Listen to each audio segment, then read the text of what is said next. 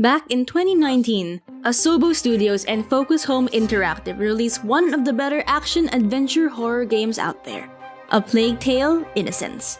Its sequel, A Plague Tale: Requiem, hopes to improve upon the foundation laid by its predecessor. We had the opportunity to try this game out for a couple of hours, and so far, we can't help but enjoy Amicia, Lucas, and Hugo's emotional tale while hiding from soldiers and escaping hordes of flesh-eating rats along the way. On top of that, its breathtaking environments and refined gameplay is everything, which makes it a must-have on your consoles and PC. The opening sequence shows us the current status of the siblings after the events of the previous game. We see Amicia and Hugo de Rune traveling across towns and islands to find a cure for Hugo's disease.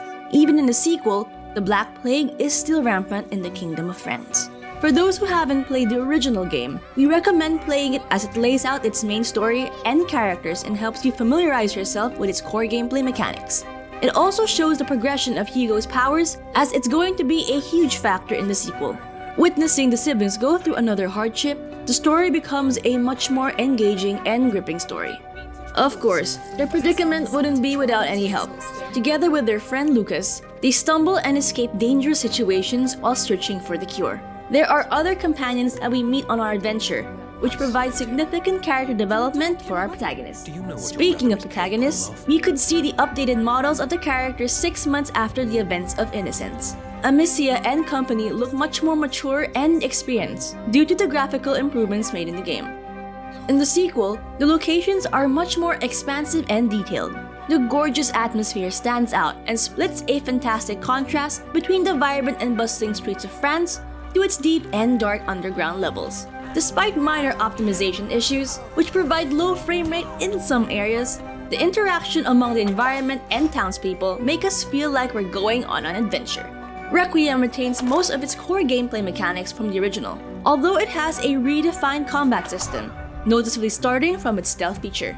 Amicia is equipped with knives to counter enemies, as well as the opportunity to return to stealth after being discovered by enemies. This is something that wasn't featured in the prequel. It's a convincing way to engage the players in the combat aspect of the game. Across the ruined sections, players can approach the game in multiple fashions, such as going on a bloodthirsty rampage or sneakily passing through patrolling guards. As they mix and match with these playstyles, they can also interact with the environment creatively. With various weapons in your arsenal, you can proficiently use them alongside crafted tools as you progress through the game. You might encounter areas where you throw out rocks to distract soldiers or put out torches to eliminate them with the man-eating rats scattered around the area. Just keep yourselves in the light of fires. We do not want to be the rats' next best meal. The crafting system allows players to tinker with fire, sulfur, and tar to create offensive opportunities. They can also upgrade their equipment and tools at workbenches. How you play the game significantly impacts the development of your skill set, as you can garner experience points and unlock the ability you want to use in the game.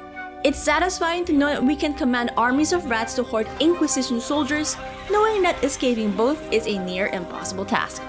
Although some of the encounters didn't end well for us. At times, leading hundreds of rats lead to awkward deaths. Luckily, the game doesn't fall off its momentum with short loading times and fair checkpoints. The latest sequel brings the series to a promising future. We notice that Requiem is much more combat-oriented than its predecessor, Innocence, as noticeably seen in the opening sections of the game. Although we also recommend playing its prequel to help establish its characters and emotional story to the players.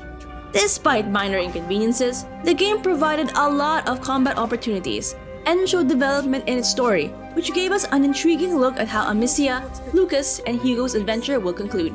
We hope to see what's in store as you continue playing the game. A Plague Tale: Requiem is available to play on the console, PC, and as well as the Xbox Game Pass. Thanks for watching! What are your thoughts on A Plague Tale: Requiem?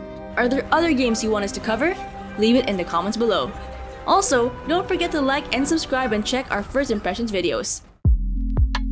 Till then, this is GameMate Information Station, and we'll see you on the next one.